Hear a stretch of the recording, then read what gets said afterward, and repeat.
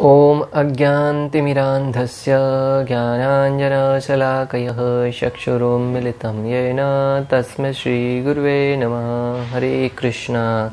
आज गीता श्रृंखला के सत्र क्रमांक 131 में आप सभी भक्तों का हार्दिक स्वागत है। आज हम श्रीमद् भगवद गीता के तीसरा अध्याय जो कि है कर्म योग, श्लोक क्रमांक 42 का अध्ययन करेंगे। श्लोक इस प्रकार है। इंद्रियाणि पराणायोरिन्द्रियेभ्यः परं मनः, मनस्तु परं बुद्धिर्यो बुद्धे परस्तु सः। अर्थात कर्मेंद्रिया जड़ पदार्थ की अपेक्षा श्रेष्ठ है, मन इंद्रियों से बढ़कर है, बुद्धि मन से भी उच्च है और वह आत्मा बुद्धि से भी बढ़कर है। अभी तक हम पढ़ते आ रहे थे कि किस प्रकार व्यक्ति का सबसे बड़ा शत्रु है वो काम है। भगवान श्री कृष्ण स्वयं अर्जुन से बता रहे हैं कि आपका सबसे बड़ा शत्रु न तो विपक्ष में खड़ा हुआ दुर्योधन है, न ही तुम्हारे सामने खड़ी हुई अनेक मात्रा में सेनाएं हैं, न उनके हथियार हैं। तुम्हारा सबसे बड़ा शत्रु अगर कोई है तो वो है काम। हमारा भी अगर इस जगत में आप देखने जाए तत्व से भगवान श्री कृष्ण के आदेशानुसार, तो हमारे शत्रु अगर हम बाहर ढूंढने का प्रयास करें कि वो मेरा शत्रु है, उसने मेरे कार्य में हेराफेरी की है, मेरे कार्य में इंटरफेयर किया है, मेरे इस जीवन में वो दखलंदाजी करता है, तो वह आपका शत्रु नहीं है। भक्तों, हम अपनी बुद्धि से, हमारा जितने ज्ञान है उतना हम दूसरों को किसी कार्य के लिए दोषी ठहराते हैं, परंतु वो हमारे कार्यों को, प्रारब्ध को पूर्ण करने के लिए मात्र सहायक बनते हैं। भक्तों, जब कोई व्यक्ति तुम्हारी तरफ उंगली करके कहता है कि ये दोषी है, तो कोई तुम्हारे प्रति कोई दुर्भावना रखता है या किसी कार्य को संपन्न करने में तुम्हारी सहायता करता है, तो मात्र इतना समझिए कि जो तुम्हारे बुरे कर्म होने वाले थे वो उसके द्वारा संपन्न हुए हैं। वरना हर एक कार्य जो भी होता है हमारे पूर्व जन्म के कर्मों के अनुसार ही संभव होता है। इसलिए कोई दूसरा व्यक्ति हमारे दोषों का कारण, हमारे दुखों का कारण हो ही नहीं सकता। तो आज से इस श्लोक से समझने के उपरांत हमें ये तो ठीक ठीक जान लेना चाहिए कि हमारा शत्रु अगर कोई है तो वह है काम। और भगवान इस श्लोक में जब जान लिया कि सबसे बड़ा शत्रु काम है और काम कहां पे रहता है, उसका निवास स्थान भी ढूंढ लिया। इंद्रियां है, मन है और बुद्धि है, इन तीन जगहों पर काम है वो निवास करता है। परंतु भगवान यहां पर एक और आगे का निर्देशन देते हुए बता रहे हैं कि कर्मेंद्रिय जड़ पदार्थ की अपेक्षा श्रेष्ठ है। जो कर्म करने वाली इंद्रियां हैं वो जड़ पदार्थ यानी कि शरीर से श्रेष्ठ है, वो इंद्रियां हैं हमारी। और मन इंद्रियों से बढ़कर है। जो जड़ पदार्थ यानी कि जैसे पत्थर है, अनेक प्रकार के जो जड़ वस्तु है जो हिल डुल नहीं सकती अपने शक्ति से, जब तक हम पत्थर को उठाकर एक स्थान से दूसरे स्थान पर नहीं रखेंगे तब तक वो स्वयं चलकर नहीं जा पाएगा। उसी प्रकार उन जो निर्जीव वस्तु है, जो ठोस पदार्थ है, उनसे बढ़कर है कर्मेंद्रिय, हमारे शरीर की कर्मेंद्रियां। कर्मेंद्रियों की इंद्रियों से बढ़कर है मन, मन है वो इंद्रियों से बढ़कर है, और मन से बढ़कर है बुद्धि, और बुद्धि से बढ़कर है आत्मा। ये क्रम है भक्तों, यानी कि आत्मा है वो सर्वश्रेष्ठ स्थान पर है। हमने पढ़ा भी पहले कि जो इंद्रियां है वो उनकी तुलना घोड़ों से की गई है। एक रथ के आगे जो घोड़े लगे होते हैं उनकी तुलना इंद्रियों से की गई है, और मन की तुलना उसकी लगाम से की गई है, और बुद्धि की तुलना उसके सारथी से की गई है, और आत्मा है वो उसके ऊपर बैठने वाला सवारी है। तो यहाँ पे भगवान उनकी स्थिति के बारे में बता रहे हैं। यहाँ पर इंद्रियां काम के कार्यकलापों के विभिन्न द्वार हैं। इंद्रियां है वो हमारे काम जो संपन्न करने की क्रियाएं हैं उनके अनेक प्रकार के द्वार हैं, जिसके द्वारा हम काम को अपने अंदर प्रवेश करने का अवसर प्रदान करते हैं। जिस प्रकार किसी महल में प्रवेश करने के लिए द्वार की आवश्यकता होती है। पहले के जमाने में द्वार है वो बहुत मजबूत बनाए जाते थे। जो बड़े बड़े किले होते थे राजाओं के, वो उसके द्वार बहुत विशेष रूप से मजबूत बनाए जाते थे। क्यों? क्योंकि जब विरोधी पक्ष है वो आक्रमण करता था तो द्वार के द्वारा ही करता था, वरना बाकी सब जगह पे तो बड़े बड़े किले बनाए जाते थे और वो अभेद्य थे। वहां पर आप कितनी ही शक्ति से प्रहार क्यों न करें, वो टूटने वाले नहीं होते थे। इसलिए द्वारों को विशेष रूप से मजबूत इसलिए बनाया जाता था ताकि आसानी से शत्रु है वो द्वार के रास्ते प्रवेश न कर पाए किले में। और जब तक किले में प्रवेश नहीं कर पाता था तब तक किले के अंदर विजय होने की संभावना बनी रहती थी। क्योंकि एक बार शत्रु आपके गढ़ पर आक्रमण कर लेगा, उसके अंदर प्रवेश कर जाएगा, तो फिर अपने आप को बचाना मुश्किल हो जाएगा। वरना जब तक शत्रु हमारे किले के अंदर प्रवेश नहीं करता है तब तक हम अनेक प्रकार के अंदर तैयारियां कर सकते हैं, अनेक प्रकार की प्लानिंग कर सकते हैं और उसके द्वारा हम विपक्षों पर प्रहार कर सकते हैं। तो भगवान यहाँ पर कह रहे हैं कि जो इंद्रियां हैं वो हमारे काम के प्रवेश द्वार हैं अनेक प्रकार के, जैसे मुख है, नाक है, कान है, आंख है, यहाँ से हम काम को प्रवेश देते हैं। कैसे? आंखों के द्वारा कुछ ऐसा दृश्य देख लिया जिसके द्वारा हम देखकर मोहित हो गए, हमारी बुद्धि है वो भ्रमित हो गई भक्तों, और उस बुद्धि के भ्रमित होने के कारण हमने मन है वो उत्तेजित हो जाता है और मन कार्यान्वित हो जाता है कि मैं भी इस कार्य को संपन्न करूं, और बुद्धि के द्वारा ऐसे अनेक प्रकार के योजनाएं बनाकर उस कार्य को संपन्न करके फिर वो काम वासनाओं में फंसता है।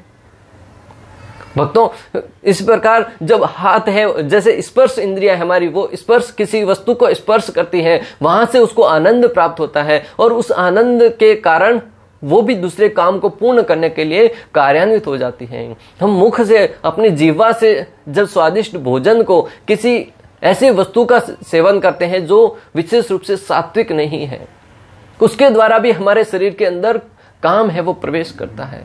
हमारे कानों के द्वारा हम कुछ श्रवण करते हैं, कुछ सुनते हैं, ऐसी अजीबो बात जो कि हमारी काम वासनाओं को ही बढ़ाने वाला है। इस भौतिक जगत के अनेक बॉलीवुड के गाने हैं जो जिनका न तो कोई अर्थ है, न किसी को कुछ फायदा होने वाला है। जब वो सुनते हैं तो मात्र काम वासना है उत्तेजित होती है, उसके द्वारा भी हमारे अंदर काम वासनाएं प्रकट होती हैं। तो भगवान जो कह रहे हैं कि जो हमारी कर्मेंद्रिय है वो काम के मुख्य द्वार है और उनके द्वारा ही काम है वो हमारे शरीर में प्रवेश करता है। काम का निवास शरीर में है, किंतु उसे इंद्रिया रूपी झरोखे प्राप्त हैं, अतः कुल मिलाकर इंद्रिया शरीर से श्रेष्ठ हैं। शरीर है वो काम का निवास स्थान जरूर है, परंतु उसके अंदर प्रवेश कराने वाले इंद्रियां हैं, इसलिए इंद्रिया है वो शरीर से श्रेष्ठ मानी गई है। शरीर से श्रेष्ठ है इंद्रिया, इंद्रिया से श्रेष्ठ है मन, मन से श्रेष्ठ है बुद्धि, बुद्धि से श्रेष्ठ है आत्मा। इस क्रम को अगर आप जान लेंगे तो आप बुद्धि के द्वारा जब मन को नियंत्रण करेंगे, मन के द्वारा इंद्रियों को नियंत्रण करेंगे, इंद्रियों के द्वारा शरीर को नियंत्रण करेंगे, तो ये एक दूसरे के पूरक, एक दूसरे के साइकिल में बहुत आसानी से आपके कंट्रोल में आ जाएंगे। और ऐसे भी किया जाता है, अगर शरीर को भगवान की सेवा में ही लगा देंगे, शरीर के हर एक अंग को मात्र भगवान की सेवा में लगा देंगे, तो इंद्रियां है वो भी इस भौतिक जगत के अनावश्यक वस्तुओं में न गिरने की बजाय भगवत सेवा में लग जाएंगी। उस अवस्था में इंद्रिया है वो शुद्ध हो जाएगी। जब इंद्रिया शुद्ध हो जाएगी तो मन शुद्ध हो जाएगा, मन शुद्ध हो जाएगा तो बुद्धि है वो सात्विक स्तर पर कार्य करेगी, और जब बुद्धि सात्विक स्तर पर कार्य करेगी तो आत्मा का तो स्वभाव ही है भगवान की सेवा करना। वो उस अवस्था में भगवान का सेवक के रूप में, नित्य रूप में कार्य करेगा। इस प्रकार हम अपने शरीर को कृष्ण भावनामृत के माध्यम से भगवान की सेवा में लगा सकते हैं। श्रेष्ठ चेतना या कृष्ण भावनामृत होने पर ये द्वार काम में नहीं आते। जब चेतना शुद्ध हो जाए, हमने पहले ही कहा, या इस शरीर को कृष्ण भावनामृत में लगा दें, तब ये इंद्रिया द्वार है ना काम के, वो द्वार है वो बंद हो जाएंगे, काम को अंदर प्रवेश ही नहीं देंगे। कृष्ण भावनामृत में आत्मा भगवान के साथ सीधा संबंध स्थापित करता है, अतः यहाँ पर वर्णित शारीरिक कार्यों की श्रेष्ठता परमात्मा में आकर समाप्त हो जाती है।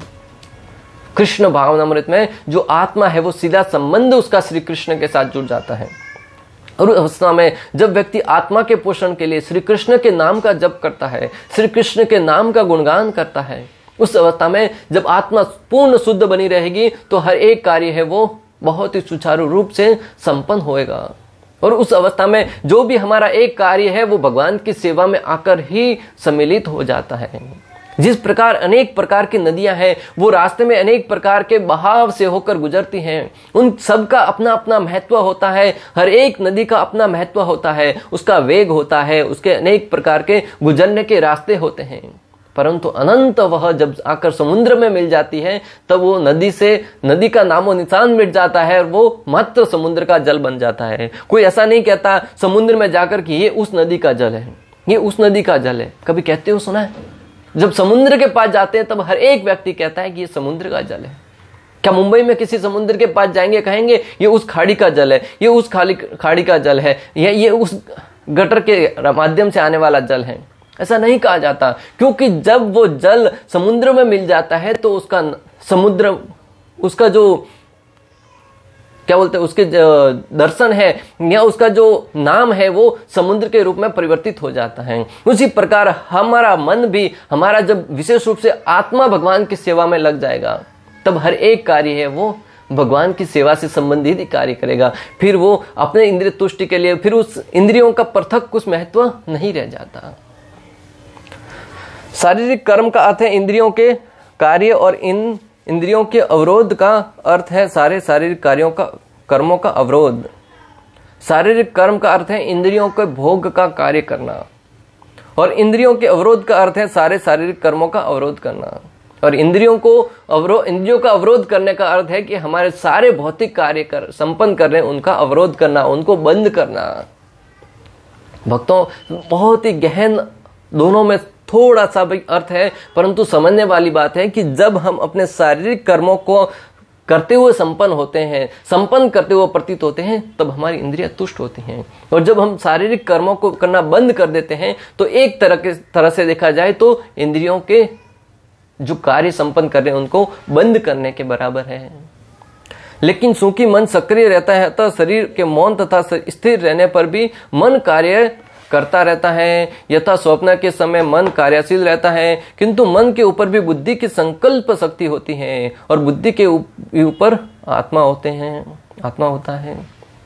अतः आचार्यगण कहते हैं कि हमें आत्मा के द्वारा सबको नियंत्रण में लाना है। जब आत्मा को भगवान की सेवा में लगाएंगे तो सारे कार्य स्वतः ही संपन्न हो जाएंगे। हमें अपने कृत्रिम रूप से उन इंद्रियों को, उन कार्यों को करने से रोकना नहीं है। भक्तों, कई ऐसे अनेक लोग होते हैं जो सर्दी के मौसम में और ठंडे पानी में नहाते हैं, गर्मी के मौसम में और गर्म पानी में नहाते हैं, जब कुछ खाने की इच्छा होती है तब उपवास करते हैं, अपने शरीर की इंद्रियों को दबाने का प्रयास करते हैं कृत्रिम रूप से। और जब हम कृत्रिम रूप से उन इंद्रियों को दबाने का प्रयास करेंगे तो एक न एक दिन वो इंद्रियां इतनी उत्तेजित हो जाएगी कि जो हम जिस कार्य में लगे हुए ना, उससे पूर्ण रूप से हटाकर हमें साइड में कर देगी। भक्तों, हमारा रास्ता ही परिवर्तित करवा देगी। भक्तों, आप देखिएगा, नदी का पानी बहुत बहता हुआ प्रतीत होता है, परंतु अगर हम कृत्रिम रूप से उस जल को रोकने का प्रयास करते हैं, अनेक प्रकार के बांध बनाकर, हाँ, हो सकता है कुछ समय के लिए हम उस पानी को रोक देंगे, परंतु कभी न कभी जब उसके अंदर बहुत तीव्र गति से जल आएगा और उस अवस्था में वो बांध है उस जल को उस रास्ते में रोकने में असमर्थ होगा, तब वो जल, जब वो बांध टूटेगा, तब वो जल है वो और तीव्र वेग में वहां से बहेगा, और जो जल साधारणतः अपने रास्ते से बह रहा था, कई गांवों को अपने साथ डुबाते हुए लेके जाएगा। भक्तों, बहुत ही सरल उदाहरण द्वारा समझा जा सकता है कि जब नदी के जल को साधारणतः हम रोकने का प्रयास करते हैं, वो उसको रोकने के कारण अनेक गांवों को सपेट में लेके चला जाता है। अभी रेशन की घटना भक्तों, आपने देखा होगा कि उत्तराखंड में या कहीं वहां पे कुछ तो ऐसी त्रासदी आई, वहां पे कई सैकड़ों लोग मारे गए और वहां पे ऊपर बांध बना हुआ था। जो भी है, मैं आपको जो समझाना चाह रहा हूं कि अगर हम अपने कृत्रिम रूप से उस नदी की भांति अगर हम अपनी इंद्रियों को रोकने का प्रयास करेंगे, कुछ समय के लिए हो सकता है कि वो हमारे वश में आए उस जल की भांति, परंतु जैसे ही उसमें अनेक प्रकार के बवंडर उठेंगे तो वो सारे के सारे बांध है, सारे के सारे हमारे जो उनको निग्रह करने की क्रियाएं थी वो तोड़कर सारे के सारे पूर्ण रूप से हमारा जो अनेक प्रकार के हमारे उद्देश्य थे, अनेक प्रकार के हम नियम बनाए थे, वो सारे के सारे तहस नहस हो जाएंगे। और जो साधारण क्या हम जीवन यापन कर रहे थे वो भी नहीं कर पाएंगे, फिर पूर्ण रूप से अनेक प्रकार के गलत कार्यों में प्रवृत्त हो जाएंगे। इसलिए हमें इन इंद्रियों को अपनी शक्ति के द्वारा, सामर्थ्य के द्वारा रोकने का प्रयास नहीं करना है, उन इंद्रियों को भगवान की सेवा में लगाने का प्रयास करना है। जिस प्रकार उस नदी के जल को मात्र दिशा देकर उन्हें सही रास्ते पर, हो सकता है कई बार क्या किया जाता है, यमुना का जल है, यहाँ अनेक प्रकार के नहर है, नहर के माध्यम से हम उस जल को अलग अलग गांवों में पहुंचाने का प्रयास करते हैं। नर्मदा का जल है, वो जल को रोकने का प्रयास कीजिए, पर रोकने का प्रयास नहीं करना है, उसे अलग अलग दिशाओं में प्रवाहित करके अलग अलग गांवों में भेजकर उस जल का उपयोग करने का प्रयास कीजिए। उसे समुद्र में जाने से रोकिए, परंतु उसका साथ ही साथ उसे दूसरे कार्य में लगाना होगा। नहर के माध्यम से अलग अलग गांवों में जब हम उस जल को भेजेंगे, उससे लोग सिंचन करेंगे, अपनी कृषि कार्य में उस जल का प्रयोग करेंगे, उन किसानों का हित होगा और जल का भी सदुपयोग होगा। उसी प्रकार हमें अपनी इंद्रियों का सदुपयोग करना है, मात्र रोकना इसका उपाय नहीं है। उसे कृष्ण की सेवा में लगाना है, परोपकार की सेवा में जब लगाएंगे, श्री कृष्ण की सेवा में जब इंद्रियां लगेगी, तब इंद्रियों का तो शुद्धिकरण होगा, उस जल की भांति इंद्रियों का सिंचन भी होगा, परंतु साथ ही साथ उनका शुद्धिकरण होता जाएगा और ये दूसरों की सहायता में भी करती हुई प्रतीत होगी। भक्तों, बहुत ही सरल सिद्धांत है भक्तों। कहने 100 बात की एक बात कि हमें अपनी इंद्रियों को श्री कृष्ण की सेवा में लगाना है, और जब श्री कृष्ण की सेवा में लगाएंगे तो इस भौतिक जगत का टेस्ट है वो लोअर टेस्ट है, कृष्ण की सेवा का जो टेस्ट है वो हायर टेस्ट है। जब किसी व्यक्ति को हायर टेस्ट प्रदान किया जाता है तो वो लोअर टेस्ट की तरफ ध्यान भी नहीं देगा। साधारणतः हम प्रतिदिन दाल चावल रोटी सब्जी भोजन करते हैं, परंतु अगर आपके समक्ष रसगुल्ला है, गुलाब जामुन है, अनेक प्रकार के स्वादिष्ट व्यंजन लाकर रख दिए जाएं, तो क्या आप उनकी तरफ देखेंगे भी सही? परंतु वो लाकर नहीं रखें और कहें कि आपको ये भोजन नहीं करना है, तो हम जबरदस्ती भी उस भोजन को करने का प्रयास करेंगे। परंतु बहुत अच्छा तरीका कौन सा है? भोजन नहीं देना या फिर उनको अच्छा व्यंजन प्रदान करना। जब हम हायर टेस्ट देंगे तो स्वाभाविक ही व्यक्ति वो साधारण जो लोअर टेस्ट है उसकी तरफ ध्यान नहीं देगा। इसलिए हमें इन इंद्रियों को श्री कृष्ण की सेवा में लगाने की बजाय इंद्रियों को अपनी शक्ति से रोकने का प्रयास नहीं करना है। यदि आत्मा प्रत्यक्ष रूप से परमात्मा में रत रहे तो अन्य सारे अधीनस्थ यथा बुद्धि, मन तथा इंद्रिया स्वतः रत हो जाएंगे। आत्मा अगर भगवान की सेवा में रत रहेगा तो बाकी सारे के सारे जो इंद्रिया है, मन है, बुद्धि है, सारे के सारे स्वतः ही भगवान की सेवा में रत रहेंगे। कठोपनिषद में एक ऐसा ही अंश है जिसमें कहा गया है कि इंद्रियों से श्रेष्ठ है और मन इंद्रियों विषयों से श्रेष्ठ है। अतः यदि मन भगवान की सेवा में निरंतर लगा रहता है तो इन इंद्रियों के अन्यंत्र रत होने की संभावना नहीं रह जाती। कठोपनिषद में भी यही वर्णन आता है कि मन से श्रेष्ठ इंद्रियों से श्रेष्ठ मन है और मन से श्रेष्ठ बुद्धि है, बुद्धि से श्रेष्ठ आत्मा है। और जब आत्मा भगवान की सेवा में लग जाएगा तो इंद्रियां स्वतः ही भगवान की सेवा में लग जाएगी। यहाँ पे श्रील प्रभुपाद तात्पर्य में कठोपनिषद का दृष्टांत देकर बता रहे हैं ताकि हमारा जो दृढ़ श्रद्धा है वो और बढ़ सके। भगवद गीता 2.59 में भगवान कह चुके हैं कि यदि मन भगवान की दिव्य सेवा में लगा रहे तो तुच्छ विषयों में उसके लग पाने की संभावना नहीं रह पाती। भगवान श्री कृष्ण पहले 2.59 में भी कह चुके हैं कि अगर हमारा मन भगवान की सेवा में लग जाए तो फिर वो साधारण कार्यों में लगने की संभावना लगभग नहीं के बराबर रह जाती है। कठोपनिषद में आत्मा को महान कहा गया है, अतः आत्मा इंद्रिय विषय, इंद्रियों, मन तथा बुद्धि इन सब के ऊपर है। अतः सारी समस्या का हल यह है कि आत्मा के स्वरूप को प्रत्यक्ष समझा जाए। 100 बात की एक बात हमें समझना होगा कि हम शरीर नहीं, हम आत्मा हैं और आत्मा का पोषण क्या है। उस पोषण को जानकर जब हम आत्मा का पोषण करने लगेंगे तब स्वाभाविक है कि बाकी सारे के सारे कार्य हैं वो स्वतः ही संपन्न होने लगेंगे। आत्मा का पोषण है हरि नाम, भगवत भक्ति, भगवत सेवा। जब उस कार्य को करेंगे तब आत्मा की तृप्ति होगी। आप कितना ही अच्छा भोजन कर लो, कितने ही अच्छे वस्त्र पहन लो, कितने ही अच्छे जगह पर घूम के आ जाओ, परंतु भक्तों अंदर कुछ न कुछ खालीपन लगता है। आपने अनुभव किया होगा, बड़े बड़े धनवान व्यक्ति हैं, बड़े बड़े पैसे वाले लोग हैं, वो उनके पास उनको पता ही नहीं है कि कितना धन है, फिर भी अंदर ही अंदर दुखी रहते हैं। कारण आत्मा का पोषण नहीं हो पा रहा। और गरीब से गरीब व्यक्ति जो श्री कृष्ण का भक्त है, उनके पास न तो गाड़ी बंगले, रुपया पैसा कुछ भी नहीं है, फिर भी बहुत रहस्य की बात है भक्तों, ध्यान से सुनिएगा। जब वो भगवान के नाम का उच्चारण करते हैं, भगवान के अर्पण किया हुआ प्रसाद स्वीकार करते हैं, भगवान के भक्तों के संग में रहते हैं, तो उनके आत्मा का पोषण होता है। और उस आत्मा का पोषण होने के उपरांत बाकी सारे के सारे शरीर की इच्छाएं हैं वो स्वतः ही शांत होने लगती है, स्वतः ही संपन्न होने लगती है। व्यक्ति अनेक प्रकार के इंद्रिय भोग अपनी शक्ति से करने लगता है। इंद्रिय भोग करते करते वो वृद्ध हो जाता है, फिर भी इंद्रिय तृप्ति शांत नहीं होती। वृद्धावस्था में जाकर भी व्यक्ति को अनेक प्रकार के भोग करने की इच्छा मन में बनी रहती है। अगर इंद्रिय भोग करने से अंदर आनंद की अनुभूति होती तो वृद्ध अवस्था तक पहुंच गया, अभी तक आनंद नहीं मिल पाया उसको। अगर आप मनुष्य हैं तो ईमानदारी से उसको ऊपर विचार करने का प्रयास कीजिए। जब आप मनन करेंगे, मनुष्य के पास चिंतन करने की शक्ति है, जब आप उसके ऊपर मनन करेंगे, काम वासनाओं के ऊपर मनन करने की बजाय जब आप इस आध्यात्मिक ज्ञान के ऊपर मनन करेंगे, तब आप पाएंगे कि जब आत्मा तृप्त होगा ना, स्वतः ही सारे कार्य संपन्न होंगे और हमारा पूरा का पूरा शरीर है वो आनंदमय अवस्था में पहुंच जाएगा। मनुष्य को चाहिए कि बुद्धि के द्वारा आत्मा की स्वाभाविक स्थिति को ढूंढे और फिर मन को निरंतर कृष्ण भावनामृत में लगाए रखे। इससे सारी समस्या का हल हो जाएगा, सारी समस्या का हल हो जाएगा। मात्र अपने को कृष्ण भावनामृत में लगाकर वहां के उपदेशों को जीवन में उतारेंगे तो स्वतः ही सारे कार्य संपन्न हो जाएंगे। अपनी तरफ से अनेक प्रयास करने की आवश्यकता नहीं रह जाएगी। भक्तों, सामान्यतः नवदीक्षित अध्यात्मवादी को इंद्रिय विषयों से दूर रहने की सलाह दी जाती है। सामान्यतः जो नवदीक्षित भक्त हैं उनको इंद्रिय विषयों से दूर रहने की सलाह दी जाती है ताकि उस ज्ञान को वो समझ पाए। किंतु इसके साथ साथ मनुष्य को अपनी बुद्धि का उपयोग करके मन को सशक्त बनाना होता है।